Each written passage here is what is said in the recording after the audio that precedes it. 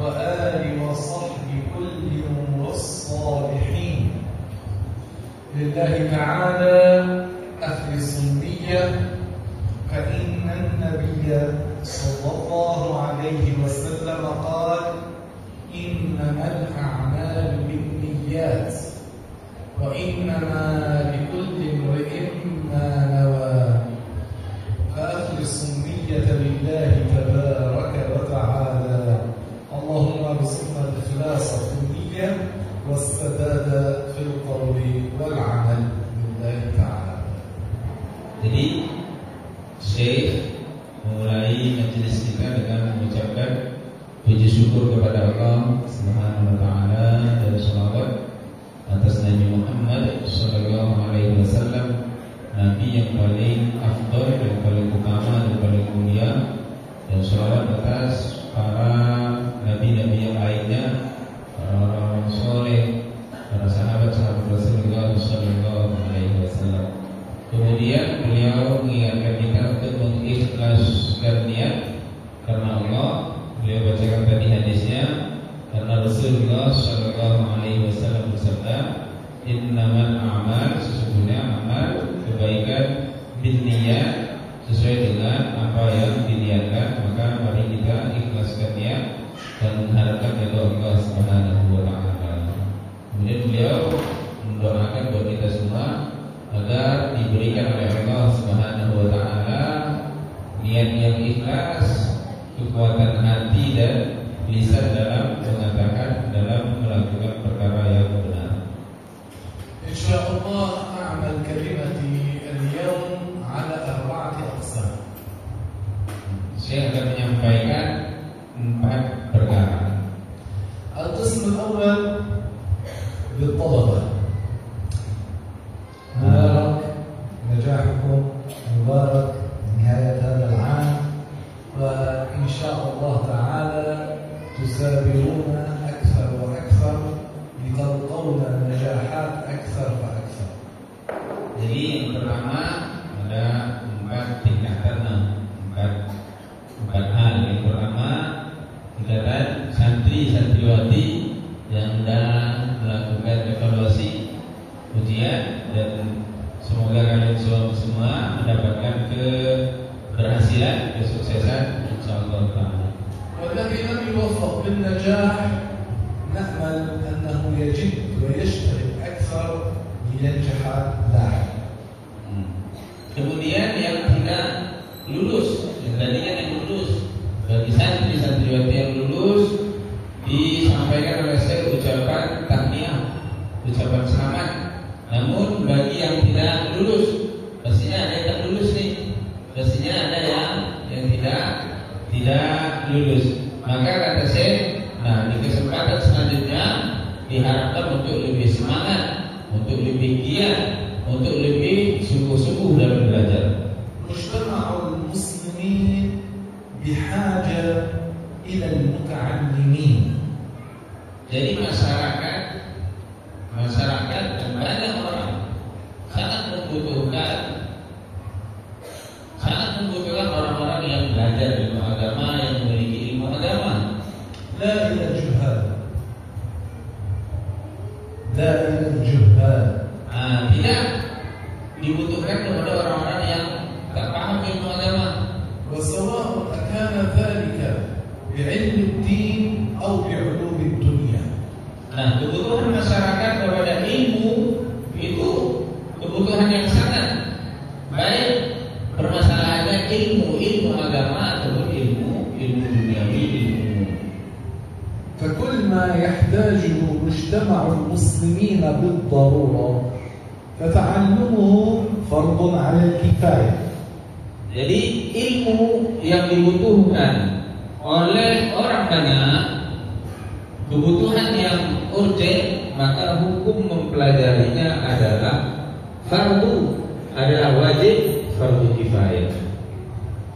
فأن يكون بمجتمع المسلمين أطباء، هل يحتاج المجتمع المسلمين بالضرورة بحيث إن المسلمين إذا مرضوا يكون هناك من يطببهم؟ نعم. فإذا وجود الأطباء في مجتمع المسلمين فرض على في تسكير فروض الكفاية. Nah, di antara ilmu tersebut adalah ilmu kedokteran.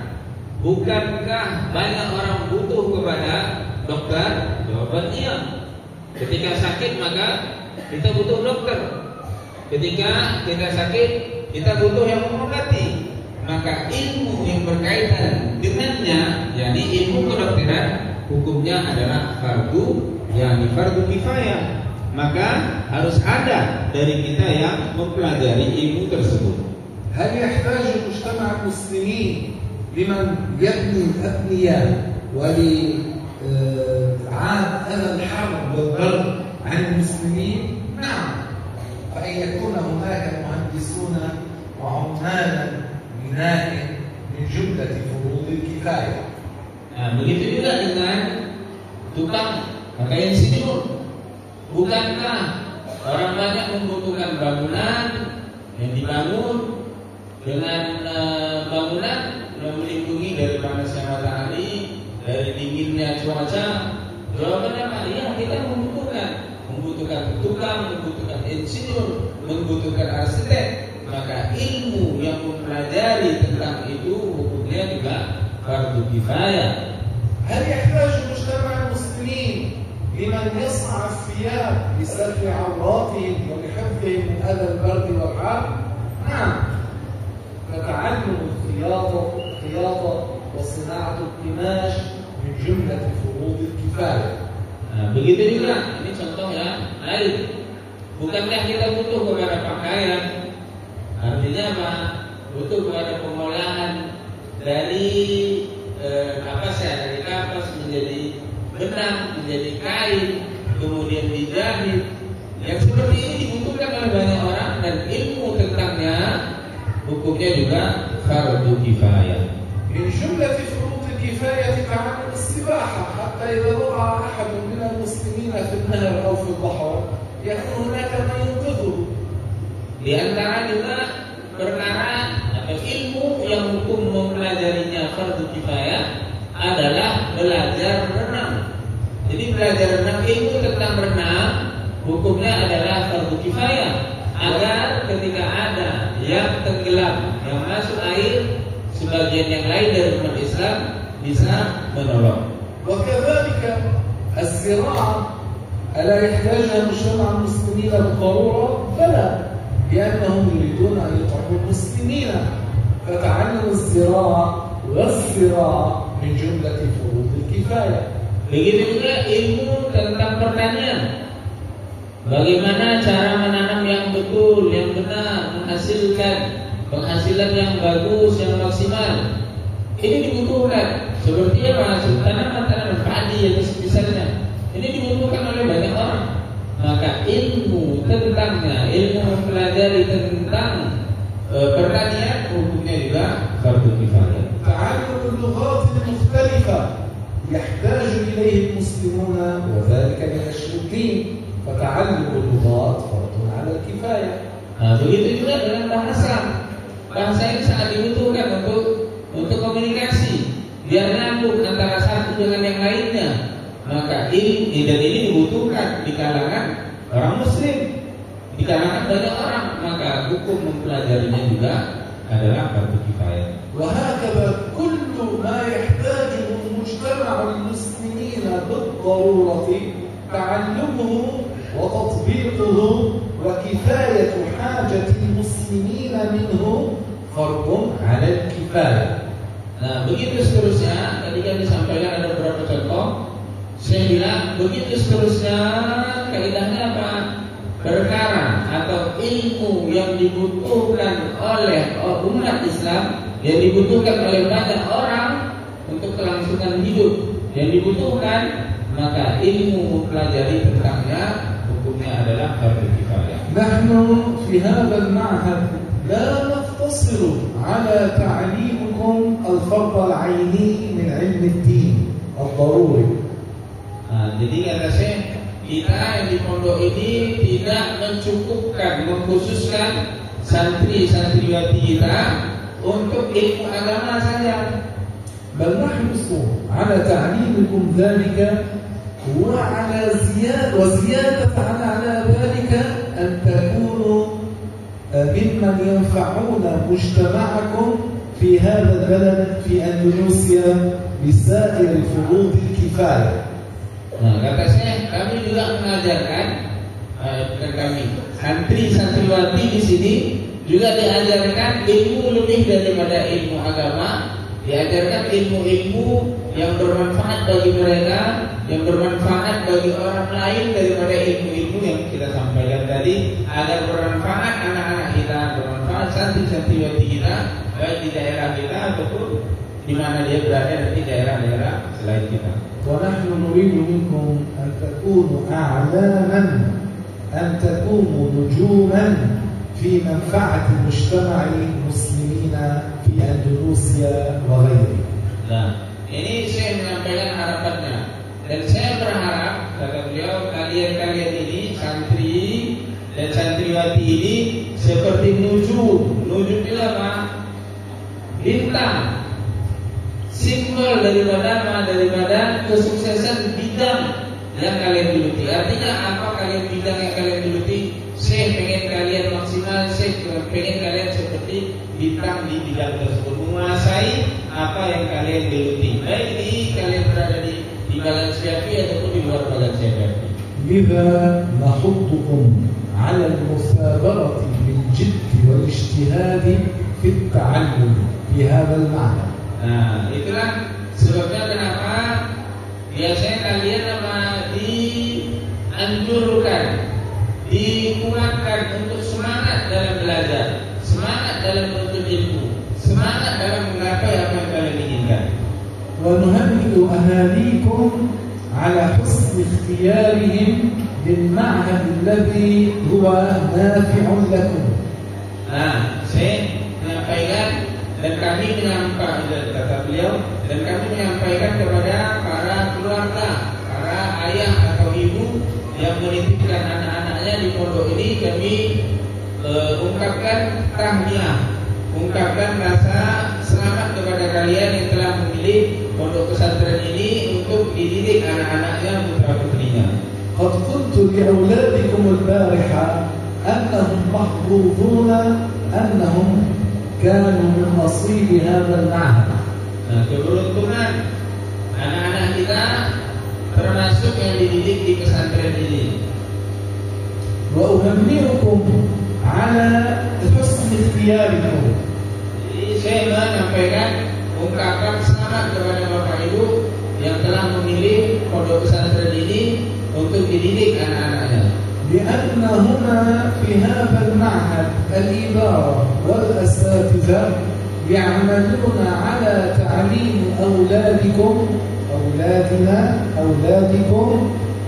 ما يجب عليهم تعلمه من علم الدين الضروري، وزيادة على ذلك أن يكونوا أعضاء فاعلين بالمجتمع أندونيسيا بعد تخرجهم. Jadi kata saya,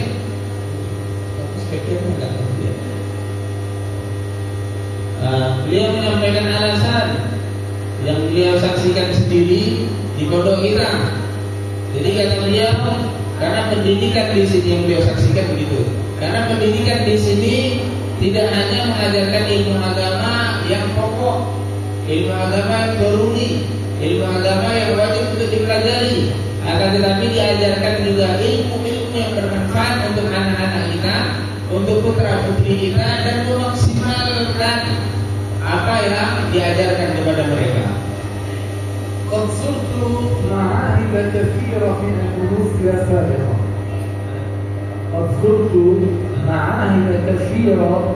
أندونيسيا سابقا. Nah, ini beliau menyampaikan pengalamannya. Saya sudah ziarah, saya sudah mengunjungi pesantren-pesantren di seluruh Indonesia, banyak pesantren di seluruh Indonesia. ودرست فيها أيضا. Kemudian mengajar, tidak hanya berkunjung, datang, tapi mengajar juga di pondok-pondok di sebagian besar Indonesia. لكن مثل هذا المعهد وأمثال هذا المعهد لا. Tapi saya menemukan sesuatu yang spesial di pondok ini yang tidak saya dapat ini mengapa beliau kami menerima kekayaan yang tidak kami dapatkan di pondok-pondok yang lain, baik pembangunan ataupun kualitas pendidikan. سألت بعض البنات اللواتي كن قد تخرجن من معهد من المعاهد وهن في سنة الختمة هل أخذتن كتاب الحيض؟ قلنا لا. Di sebagian pesantren saya datang, saya ngajar, beliau pernah bertanya di salah satu yang pengabdian yang sudah selesai dari pendidikan, kemudian bertanya apakah kalian telah mengambil bab tentang aib?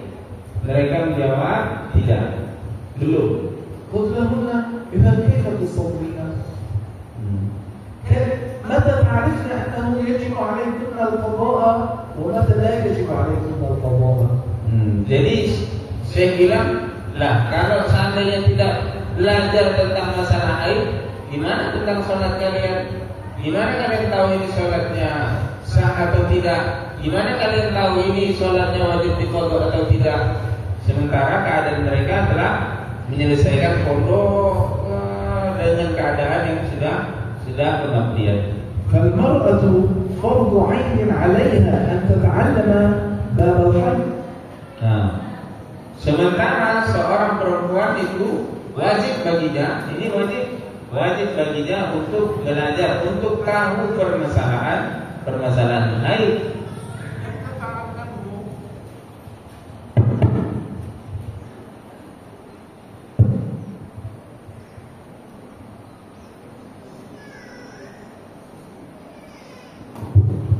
إن لم تتعلمه تكون واقعة في معصية من الكبائر لأنها لا تدري أصحت صلاتها أم لا تعرف.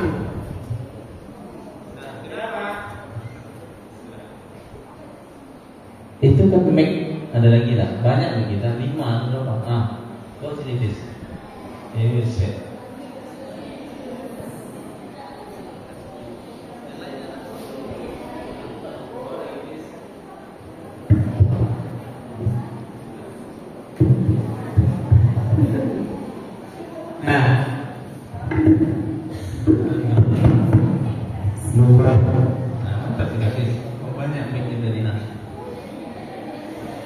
Jadi mempelajari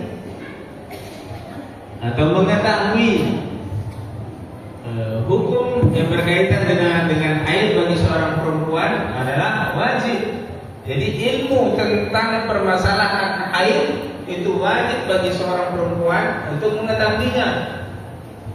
Kalau tidak tahu maka ia jatuh pada maksiat, jatuh pada dosa besar. ثم سألت بنات الصف السادس العالية عن ذلك قلنا أيضا لم يتعلمن ذلك. Nah, ketika ditanya di tempat lain kelas 6 tentang permasalahan haid ini karena penting, ada kaitannya dengan haid, bersuci, sholat, ibadah, kewajiban. Makanya saya bertanya. Nah, ketika ditanya di kelas 6, ini kelas terakhir tentang permasalahan tersebut, mereka juga menjawab tidak tahu. وكذلك سائر البنات من الصف الأول إلى الصف السادس كلهن لم يتلقين باب الحج. Kemudian ditanya lagi di kelas-kelas lain, maka dapat kesimpulan dari kelas 1 sampai kelas 6 tidak mempelajari permasalahan tersebut. فقلت لهم ماذا أخذتن بالفقه؟ Jadi saya bertanya, kalau begitu apa yang kalian ambil, apa yang kalian pelajari, kalian dengarkan di permasalahan fikih dari ilmu agama? فذكرنا لي اسم كتاب من كتب علماء أهل السنة جميل جدا. قلت لهم نعم ماذا أخذتم به؟ قالوا لي الطهارة وشيء من الصلاة.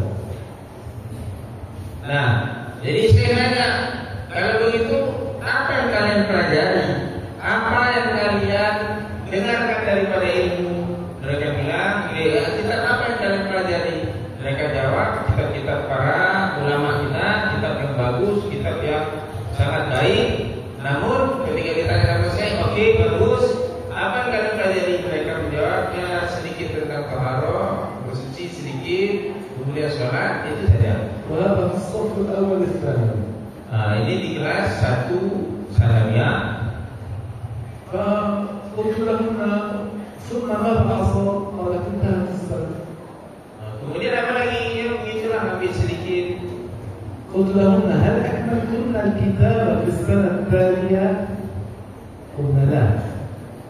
Kemudian saya balik bertanya, apakah di tahun berikutnya kalian lanjutkan pembahasan yang belum kalian ambil? Mereka jawab tidak.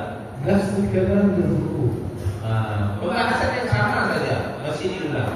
فقلت لهم إذا في السنة الثانية ماذا أخذتم؟ إن لم تكملوا الكتاب. قالوا أخذنا كتابا آخر، أخذنا الكتاب الفلاني. ذكروا الكتابة أيضا من كتب علماء أهل السنة المعتبرين شيء جميل. Saya nanya, kalau begitu kalau kedua ini kitab apa? Mereka bilang kitab yang lebih besar saya. Kitab ulama yang lebih besar, kitab yang lebih tua. Namun pembahasan yang sama. طيب ماذا أخذتم به؟ قالوا بالطهارة وشيء من الصلاة. Jadi apa yang kalian ambil? Masih dikira cara bersuci, sebagian dari sholat, itu saja. ثم ماذا حصل؟ قالوا انتهت السنة. Kemudian kami naik kelas berikutnya. ثم في السنة الثالثة ماذا فعلتم؟ قالوا أخذنا كتابا جديدا أيضا من كتب علماء أهل السنة والجماعة. ماذا أخذتم به؟ الطهارة وشيء من الصلاة والنهي عن الفراق. Kemudian apa lagi setelah itu kalian? Kami naik kelas saya. Kemudian pelajaran kita lebih besar, lebih tebal. Kata saya, apa yang kalian pelajari? Sama pembahasannya. Tentang apa? Tentang taharah, bersuci, tentang sebagian sedikit tentang sholat. وكذا حصل في السنة الرابعة والخامسة والسادسة. Begitu seterusnya. Ketika naik kelas 4, 5, 6, artinya saya ingin menekankan bahwasanya kita telah lengkap sampai akhir. Itu saja, bedanya mungkin ya lebih penjelasan lebih besar. Namun penjelasan agamanya, ilmu agama yang pokoknya tidak diselesaikan, tidak dituntaskan, tidak dihabiskan. فذهبت إلى رئيس المعهد صاحب المعهد وإلى رئيس المدرسين في المعهد. Begitu metodenya yang diajarkan di pesantren tersebut. قلت لهم أنتم ماذا تفعلون مع الأولاد؟ Saya berkata kepada pimpinan pondok, kepada guru-guru, apa yang kalian lakukan terhadap santri-santriwati kalian? لم تنهوا لهم ولا كتاب. Kalian sebetulnya tidak menyelesaikan untuk santri kalian ini meskipun satu kitab. ولم تنهوا لهم الفرض العيني مع أنه بقوا عندكم في المعهد 6 سنوات وسنة الخدمة سنة 7 ولم تنهوا لهم. Jadi kata saya pada guru-guru, pada pimpinan pondoknya, kalau begini caranya, artinya tidak ada yang selesai dalam 1 tahun itu pembahasan, penjelasan tentang ilmu agama yang wajib, ilmu agama yang pokok. في شرع الله لابد من إنهاء الفرض العيني أولا. Sementara dalam ilmu agama ini, dalam ilmu agama ada kadar, ada bagian yang wajib untuk kita pelajari. وأنتم لم تنهوا الفرض العينية. Ini yang wajib untuk dipelajari daripada ilmu agama. أنتم مسؤولون سوف تحاسبون يوم القيامة أن هؤلاء الأولاد بقوا عندكم 6 سنوات 7 سنوات ولم تنهوا الفرض العيني لهم. Ya, saya berkata kepada mereka, kepada guru-guru tersebut, kalian harus bertanggung jawab kepada Allah nanti di akhirat. Kenapa? Karena santri kalian 5 tahun, 6 tahun, pengabdian ditambah lagi. Sementara apa? Kalian belum mengajarkan, menyelesaikan penjelasan ilmu agama dengan kadar tadi itu, kadar yang wajib untuk dipelajari, dikenal dengan kadar ilmu agama yang pokok atau kadar ilmu agama yang daruri. لما تعطون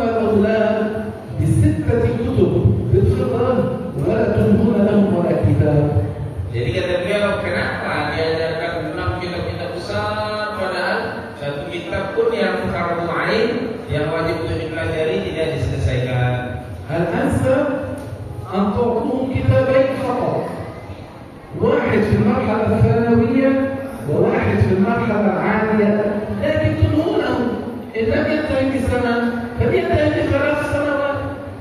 Jadi saya bilang yang sebetulnya lebih tepat itu ya udah dibuat aja PPS 1 kitab, aliyah 1 kitab, namun diselesaikan, dituntaskan. Ibarat pekerjaan kita itu tak menang selesai, tak setengah-setengah. Nah, selesaikan di aliyah 1 kitab, di MKS 1 kitab. وكان رئيس المدرسين يدرس الأولاد في السنة العالية السادسة العالية يدرسهم بعلم الفرائض. قلت لهم أيفهمون؟ قال لي في الغالب لا. قلت كيف تعلمون علم الفرائض لهؤلاء الأولاد وليس واجبا عليهم، ليس فرضا عليهم تعلم هذا العلم، وتتركون ما هو فرض عين عليهم تعلمه. Nah, jadi dalam ilmu agama itu ada yang lebih diprioritaskan, namanya ilmu agama yang pokok atau daruri, ada yang fardu kifayah.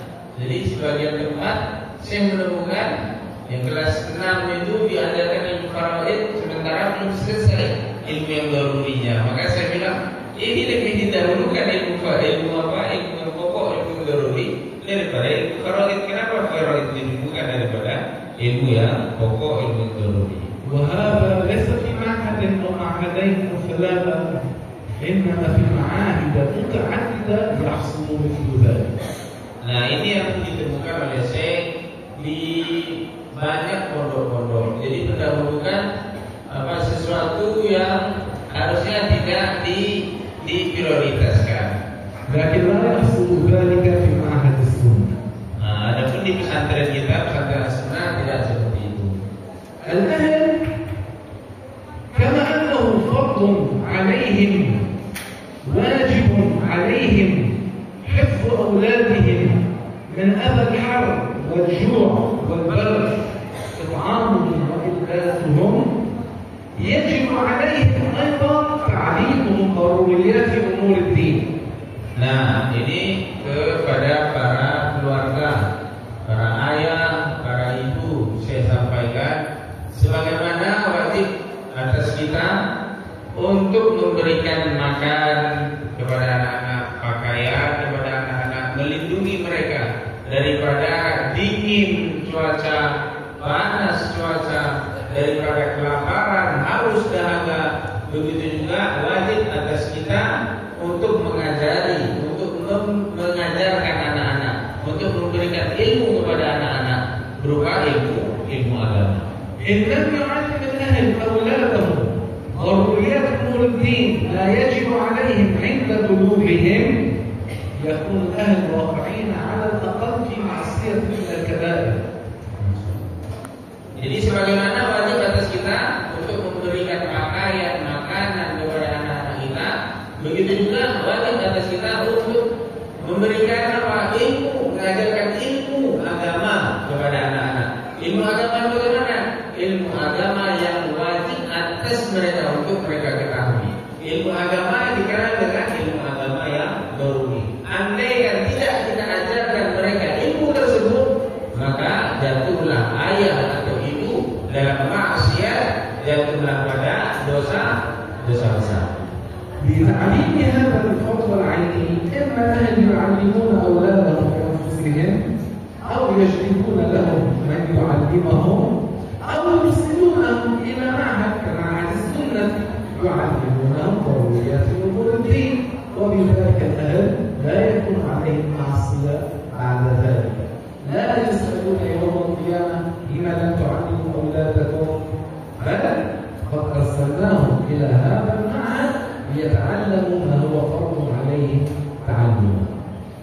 Jadi sebagaimana disampaikan tadi itu, sebagaimana wajib kita memberikan makan, minum, pakaian, begitu juga dengan ilmu kepada anak-anak kita. Nah, memberikan ilmu atau mengajarkan ilmu kepada anak-anak, kepada putra putri kita, bisa kita langsung mengajarkan atau memanggil orang yang mumpuni untuk datang ke rumah kita, untuk datang kepada kita, mengajarkan anak kita, atau boleh seperti yang ada ada sekarang bapak ibu menitipkan anak di pondok Ahlussunnah wal Jamaah, menitipkan anaknya di pondok Ahlussunnah untuk belajar ilmu tersebut. Maka dengan ini di akhirat tidak akan dipertanggungjawabkan, tidak akan ditanya, kenapa kamu tidak mengajarkan anak kamu ilmu agama? Dengan ini kita nanti di akhirat aman, kita nanti di akhirat selamat. Meskipun bukan kita yang mengajarkan, namun kita menitipkan anak-anak kita atau mendatangkan untuk anak-anak kita mengajarkan anak kita, putra putri kita ilmu agama. أولادنا أمانة في أعناقنا فنحن حريصون عليهم أن يتعلموا ما هو فرض على البالغين تعلمه وأغلبهم بالغون، وأن يتعلموا فوق ذلك ما زاد عن الفرض العيني من علم الدين ما ينفعهم في دنياهم، علم الدين وغيره، لكي يكونوا أعضاء عاملين فاعلين ناجحين في المجتمع الأندلسي لاحقا إن شاء الله. Jadi kata saya ini yang beliau saksikan di pondok kita, pondok Chandra Sunnah. Beliau berkata bahwasanya anak-anak bapak ibu sekalian, anak bapak ibu sekalian adalah anak-anak atau putra putri para asatidzah, para pembina dan pimpinan pondok. Mereka merasakan tanggung jawab yang besar dalam mendidik anak bapak ibu sekalian. Mereka merasakan kewajiban bapak ibu yang diserahkan kepada mereka, sehingga mereka ingin maksimal dalam pendidikan, baik pendidikannya itu pendidikan agama, mulai dari ilmu agama yang pokok tadi, yang doruri tadi, yang wajib tadi diajarkan, dididik anak bapak ibu sekalian supaya apa? Supaya lepas kewajiban dari kami, dari mereka para pendidik, dan lepas kewajiban dari bapak ibu. Lebih dari itu, anak-anak juga diajarkan ilmu-ilmu yang bermanfaat lainnya, baik itu ilmu agama ataupun ilmu-ilmu yang lain, ilmu-ilmu umum yang lainnya, agar anak-anak juga bermanfaat nanti, baik di badan dia ataupun di luar badan, bermanfaat di dunia dan di akhirat. فحقيقة أهنئكم بحسن اختياركم المعنى لأبنائكم. Jadi kata saya, ya sekali lagi kami mengucapkan selamat kepada bapak ibu karena telah memilih pondok ini untuk dididik anak-anaknya. وأحثكم على إبقاء أولادكم في هذا المعهد حتى يتخرجوا من العالية ويكونوا فاعلين طيعين كما ترغبون.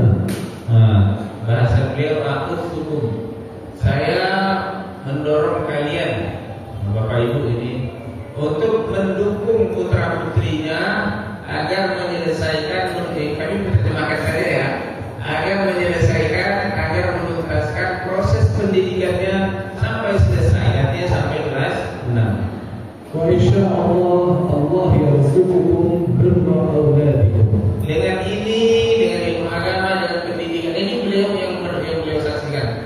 Dengan pendidikan, dengan ilmu agama, dengan proses ini, proses hingga selesai, maka kalian akan mendapatkan bakti anak-anak kalian, bakti putra putri kalian. فنحن نوجههم أيضا بأن يكونوا عونا لكم في حياتكم وينفعونكم بعد موتكم بالدعاء وقراءة القرآن وفعل الخيرات. Kata saya, dan dengan ini nanti putra putri kita menjadi penolong bagi kita di dunia, penolong kita di akhirat, bermanfaat untuk kita. يعني مثل هذا المعهد يعني لابد من أن نبقي أولادنا فيه وأن لا نخرجهم منه إذا كنا أردنا أن يكونوا أولادنا فعلا صالحين يعملون في طاعة الله عز وجل ويرفعون المجتمع لاحقا.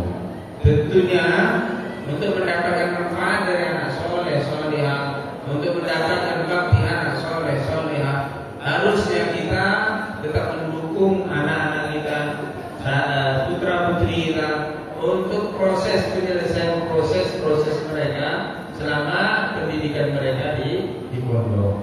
وبالنسبة للإدارة والأساتذة نشكر ذكورا وإناثا نشكر لكم جهودكم في تربية أولادنا. Nah, saya menyampaikan kepada para pembina, para pendidik, ini ungkapan rasa terima kasih kepada kita, kepada pendidik, pengasuh yang telah mendidik anak-anak, mendidik putra putri Rokan Hilir untuk apa? Untuk ilmu agama, untuk agama Islam. وهذا العمل الذي تعملون به ليس مجرد عمل وظيفي بترك المال لكم. Ya, ini maksud ketiganya, tadi kan ada nasihat untuk santri, untuk wali, ibu, bapak, sekarang kepada kami para pembina. Jadi beliau menyampaikan pertama ungkapan terima kasih kepada para asatidzah, ustaz-ustazahnya dan ustazah ini. Yang kedua, beliau menyampaikan ini bukan permasalahan kerja dan duit saja. بل هو من باب الوجوب لأنه يجب أن يكون في مجتمع المسلمين ما يعلم أولاد المسلمين ما يحتاجونه في دنياهم وآخرتهم. Nah, ini permasalahan kewajiban yang diwajibkan oleh Allah Ta'ala, bahwa wajib ada di antara umat Islam yang mengajarkan ilmu agama, yang mendidik putra putri bangsa untuk ilmu, untuk pendidikan yang berdasarkan syariat Allah. وهذا فيه اقتداء برسول الله صلى الله عليه وسلم وسائر الأنبياء أنهم كانوا قد أرسلوا ليبينوا للناس ما ينفعهم في دنياهم وآخرتهم. Dan ini sebenarnya jalannya para nabi dan para rasul. Sebenarnya ini mengikuti langkah para nabi dan rasul, karena para nabi, para rasul yang Allah utus, mereka mengajarkan ilmu agama kepada orang ramai. فعملوا يا أيها الأساتذة ويا أيها المدير والإدارة هو عمل الأنبياء فاقتدوا بهم قدوة حسنة. Maka para asatidzah, para guru, para pesantren sunnah, termasuk pengasuh, termasuk kami juga, beliau menyampaikan pesan bahwasanya dalam pendidikan, maka ambillah contoh apa yang dilakukan oleh para nabi, para rasul, para orang-orang yang dipilih oleh Allah Subhanahu wa Ta'ala dalam menyampaikan apa yang bermanfaat untuk dunia dan akhirat orang banyak. تكلمت بكلام للطلبة وبكلام للأهالي وبكلام للإدارة والأساتذة. الآن كلمة للكل. Nah, jadi kalau kita perhatikan, maka penjelasan saya dari itu sudah mencakup dari 4 tahapan, 4 tingkatan, mulai dari awal untuk santri, santriwati untuk belajar, yang kedua untuk para wali, kemudian para asatidzah, dan selanjutnya para pengasuh. هذه الدنيا كلنا يعلم أنها ليست دار مقر، إنما هي دار ممر لدار المستقر التي هي الآخرة. Nah, kemudian saya menyampaikan tadi untuk santri, untuk wali, untuk guru, ada 3 tingkatan dan 4 tadi ya. Sekarang secara keseluruhan saya ingin menyampaikan pesan untuk kita semua bahwasanya dunia ini adalah tempat kita lewat saja, bukan tempat selama-lamanya. Ini tempat lewat, tempat numpang. Untuk apa? Untuk nanti di kampung akhirat, kampung kita sebetulnya. الواحد منا في هذه الدنيا الفانية يعمل لكي يعين نفسه وزوجته وأولاده ويفتح بيته. Seseorang di atas dunia ini, kita di atas dunia ini bekerja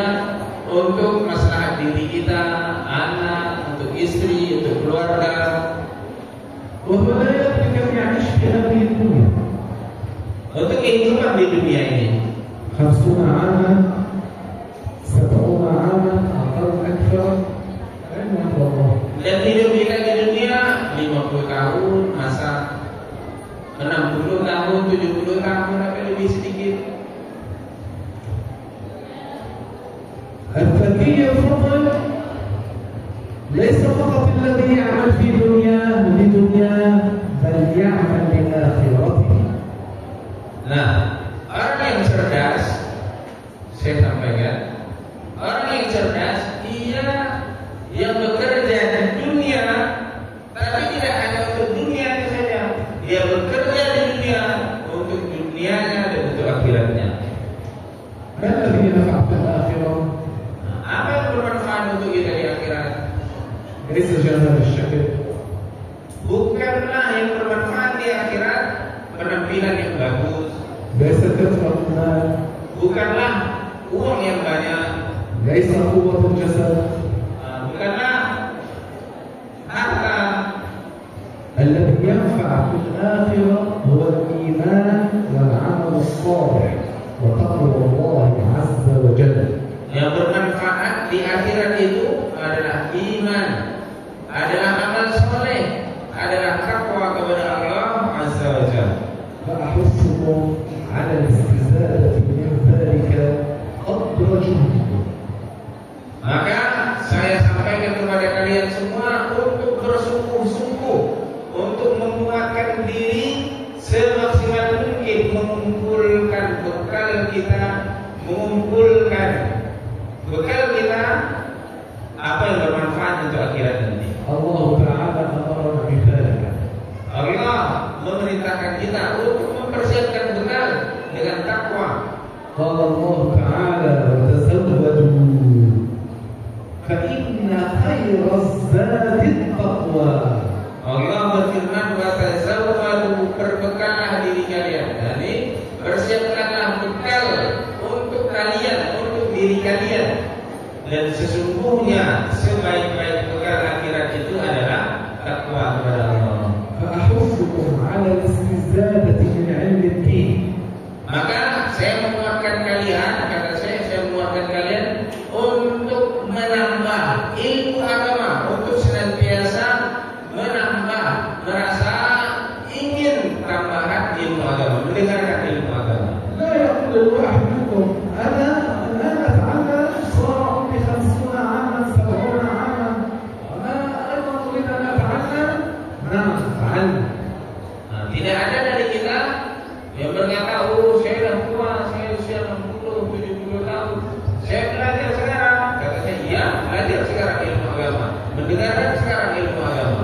Al-Rasul balagha min al-'umri 60 'aman wa akthar wa ma zala yatlub al-'ilm.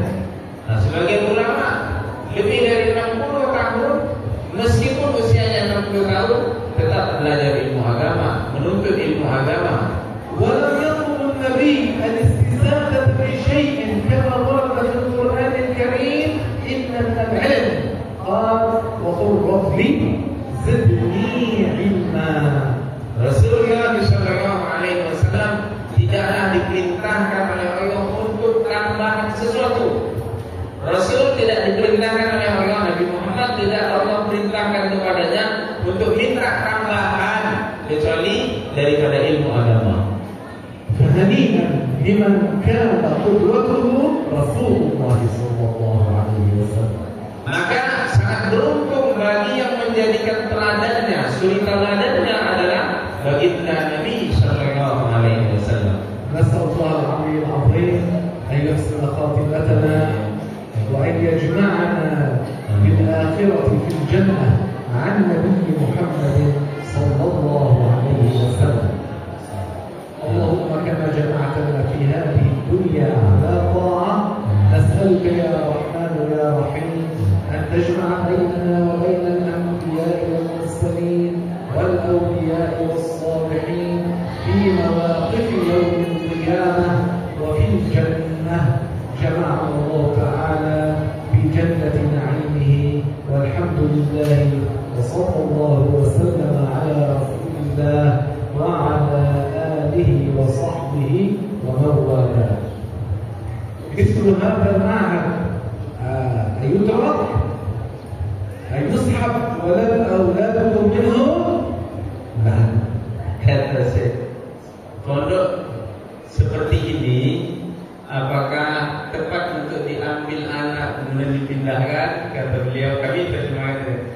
beliau tidak tepat begitu. Lihat proses selesai dulu.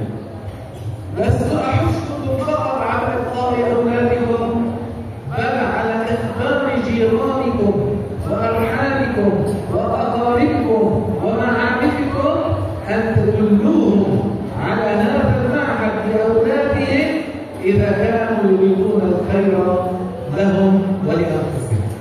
Bahkan sebaliknya kata saya, kita ajak keluarga, tetangga, siapa yang kita kenal untuk apa? Untuk masuk ke pondok ini supaya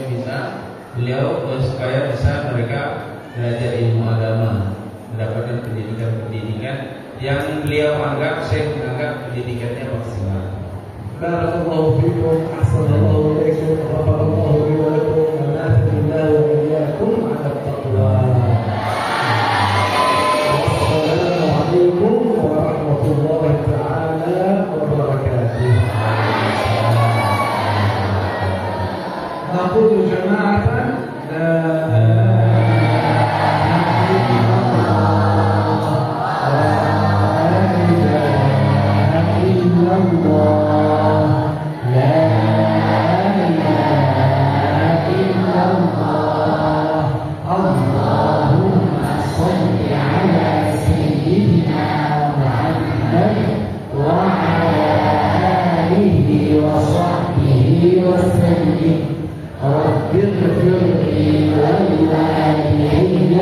وللمؤمنين